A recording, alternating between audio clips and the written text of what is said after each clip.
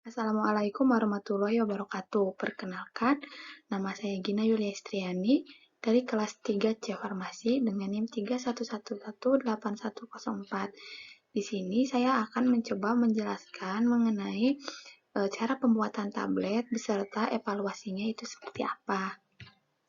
Nah, pertama-tama, apa sih yang dimaksud dengan tablet? Jadi, tablet merupakan suatu sediaan padat kompak yang dibuat secara keempat cetak dalam bentuk tabung, pipi, ataupun sirkuler. Kedua permukaannya raba ataupun cembung, serta mengandung satu jenis obat atau lebih dengan atau tanpa zat tambahan. Nah, fungsi zat tambahan itu untuk apa sih? Jadi, fungsi zat tambahan itu untuk zat pengisi, zat pengembang, zat pengikat, serta zat pelicin. Nah, selanjutnya ada metode pembuatan tablet. Jadi, metode pembuatan tablet itu terdiri dari 3 metode. Yang pertama, metode granulasi basah. Lalu yang kedua, kempa langsung. Dan yang ketiga, metode granulasi kering. Nah, selanjutnya di sini saya akan mencoba menitik beratkan penjelasan kali ini pada salah satu jurnal yang berjudul Evaluasi mutu fisik tablet Antalgin dengan bahan penghancur amilum kulit pisang atau MUSA paradisiakal dengan menggunakan metode granulasi basah. Nah, tujuan dilakukannya penelitian ini untuk apa? Tujuan penelitian ini dimaksudkan untuk mengetahui kemampuan amilum kulit pisang sebagai bahan penghancur dan juga pengaruhnya terhadap sifat fisik tablet Antalgin. Nah, lalu selanjutnya ada metode penelitian. Jadi, ini terdapat alat-alat yang digunakan, yaitu neraca elektrik, alat untuk mengeringkan, alat-alat, gelas laboratorium, blender, mesin tablet, serta pengayak granul ukuran 16 dan 18, lemari pengering, lalu mortir dan stamper. Selanjutnya, bahan yang digunakan pada praktikum kali ini atau penelitian kali ini yaitu kulit pisang segar, natrium tiosulfat, aquades, antalgin, amilumanihot, amilomaidis, tak, dan magnesium stearat. Nah, selanjutnya ada prosedur kerja. Jadi, untuk melakukan penelitian ini, pertama-tama kita harus membuat amilum kulit pisang. Lalu yang kedua, membuat granul dan tablet. Yang ketiga, melakukan analisa data.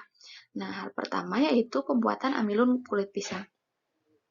Nah, hal pertama yang harus kita lakukan yaitu mencuci kulit pisang yang masih segar sampai bersih, lalu dipotong kecil-kecil. Selanjutnya, rendam potongan kulit pisang tersebut pada larutan natrium tiosulfat. Nah, hal ini tuh digunakan untuk mencegah pencoklatan pada kulitnya itu. Lalu setelah itu ditiriskan. Selanjutnya, potongan kulit pisang tersebut dikeringkan pada suhu 60 derajat Celcius. Selanjutnya, kulit pisang yang sudah kering itu digiling atau dihancurkan dengan menggunakan alat penghancur atau dapat juga menggunakan blender. Selanjutnya, tepung yang dihasilkan itu diayak. Ini itu tujuannya untuk menghasilkan tepung yang benar-benar halus serta memisahkan dari kontaminan karena ditakutkan pada saat pembuatan tidak sengaja ada kontaminan yang tidak sengaja masuk. Nah, selanjutnya setelah dilakukan pengayakan, maka hasil tepungnya itu dimasukkan ke dalam wadah. Selanjutnya ada proses pembuatan granul dan tablet. Nah, hal pertama itu yaitu mencampurkan antalgin dengan official pH 101 sampai halus dan juga homogen. Lalu yang kedua, tambahkan amilum kulit pisang sampai halus dan homogen. Nah, pada formula standar itu ditambahkan amilomaidis. Lalu yang ketiga yaitu tambahkan magnesium stearat sampai halus dan juga homogen. Lalu yang keempat, tambahkan murcielago amilomanihot ke dalam mortir. Sedikit demi sedikit saja. Pencampuran itu dilakukan sambil diaduk. Dilakukan pengadukan ini dilakukan sampai diperoleh massa lembabnya. Selanjutnya, campuran massa lembab tadi itu diayak dengan menggunakan. Lalu selanjutnya hasil ayakan dikeringkan pada oven dengan suhu 40-50 derajat Celcius. Lalu campuran kering yang telah dihasilkan itu dilakukan pengayakan kembali Akan tetapi dengan ayakan nomor MES 18 sampai diperoleh granul dengan ukuran yang sesuai atau yang kita inginkan. Lalu selanjutnya, granul ditambahkan dengan talkum, dicampur homogen dalam wadah. Selanjutnya dilakukan pencetakan dengan menggunakan pencetak tablet. Lalu di sini ada hasil dan pembahasan. Nah, yang pertama di sini ada pemeriksaan kualitatif amilum kulit pisang.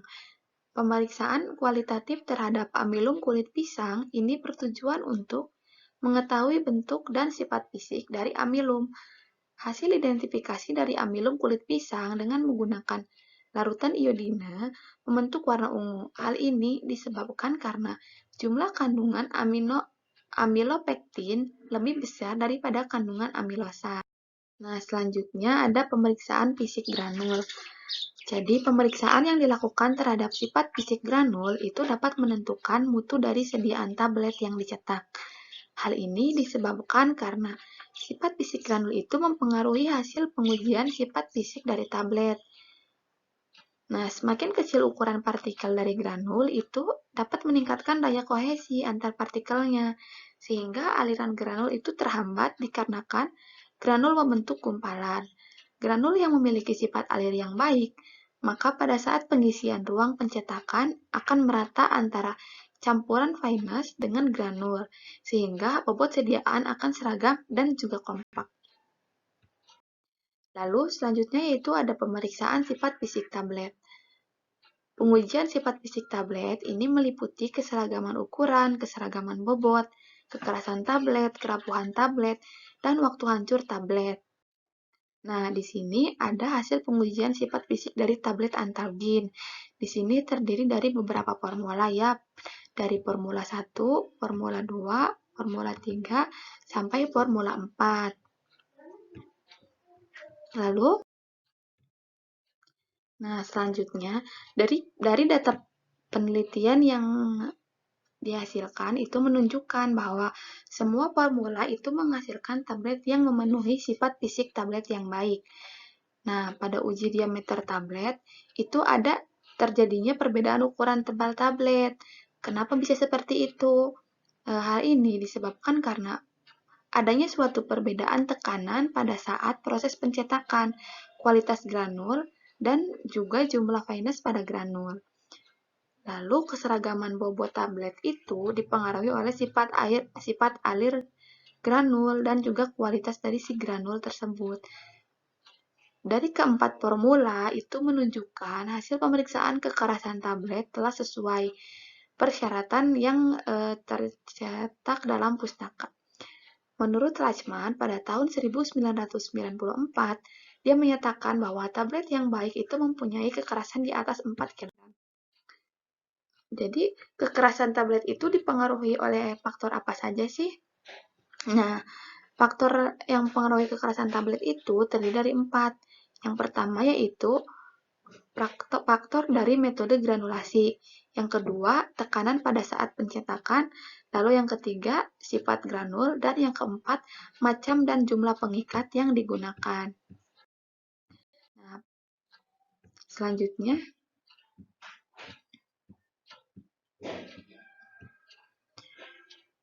kerapuhan merupakan parameter yang menggambarkan kekuatan permukaan tablet dalam melawan berbagai perlakuan yang menyebabkan abrasi pada permukaan tablet. Jumlah serbuk halus yang terlalu banyak itu dapat menyebabkan ikatan di permukaan tablet itu lemah, jadi kerapuhan tablet meningkat. Selain itu juga banyak terjadi capping. Lalu, kondisi granul yang terlalu lembab itu dapat menyebabkan kerapuhan pada tablet. Nah, sediaan itu dapat dinyatakan hancur sempurna apabila sisa sediaan yang tertinggal dalam alat uji merupakan massa lunak yang tidak mempunyai inti yang sama.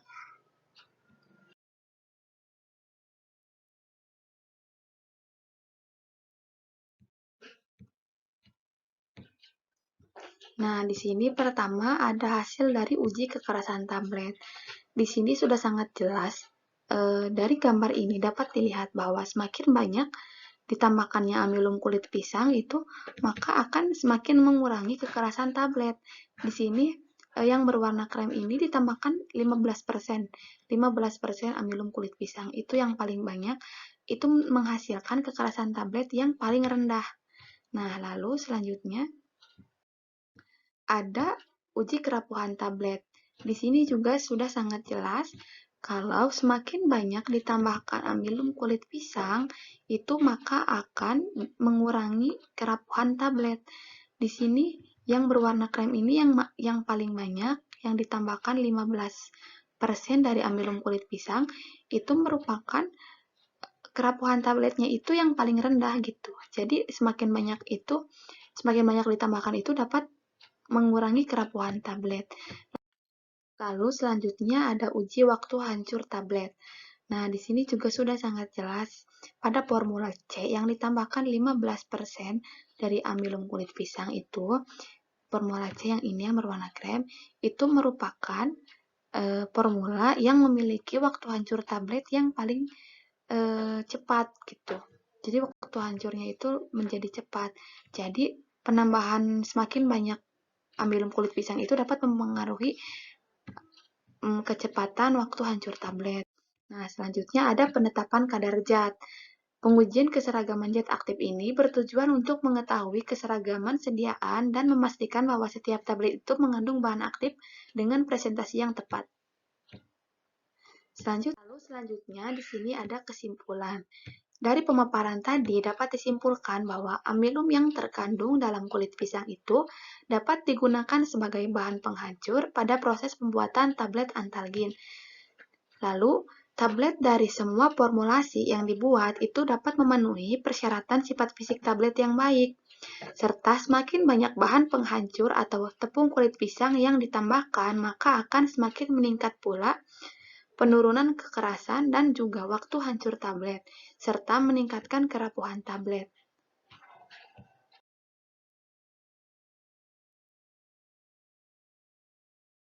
Sekian presentasi atau pemaparan dari saya. Mohon maaf apabila ada kekurangan. Wassalamualaikum warahmatullahi wabarakatuh.